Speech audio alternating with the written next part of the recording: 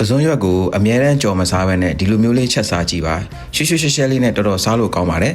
ကျွန်တော်အိမ်အောက်ကထိုင်းမှချက်တဲ့ကစုံရွက်ချက်နည်းကို inspire ယူထားတာဖြစ်ပါတယ်နေ့ကအရန်လွယ်ပါတယ်ချွေထားတဲ့ကစုံရွက်ထဲကိုမြို့သီးစိမ်းလေးတွေလှီးထည့်တယ်ပြီးငပိထည့်တယ်ကြက်သွန်အဖြူအနီလေးတွေလှီးထည့်တယ်မြို့သီးအကျန်းမုံလေးထည့်တယ်ပေါ့နော်ပြီးရင်အရသာမုံလေးထည့်တယ်စီလေးတွေထည့်တယ်ပေါ့နော်ထည့်ပြီးတော့ရေနဲ့ထည့်ပြီးတော့ခဏအုပ်ထားလိုက်တယ်ပြီးရင်တော့စူလာရင်နဲ့မှွေလိုက်တယ်ပေါ့နော်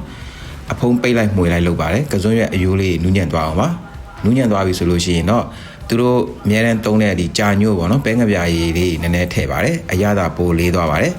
အဲ့ဒါပြီးရင်တော့ခဏနေရင်တော့အရန်စားလို့ကောင်းတဲ့ကစုံရွက်ရှုရှဲဟင်းတစ်ခွက်ရပါပြီဒီနေ့ကအချိန်လည်းမကုန်ဘူးစားလို့လည်းကောင်းတယ်ပေါ့နော်ကျွန်တော်ဆိုဒါပဲချက်လိုက်တယ်ပေါ့နော်ပြီးရင်အရင်နေ့ကချက်ထားတဲ့ငချောက်ဟင်းရယ်ပြီးတော့ပဲဟင်းလေးကိုနည်းနည်းနှွှေးလိုက်တယ်ပေါ့နော်အဲ့ဒါဆိုရင်တော့အရန်စားလို့ကောင်းတဲ့ lunch ဖြစ်သွားပါပြီ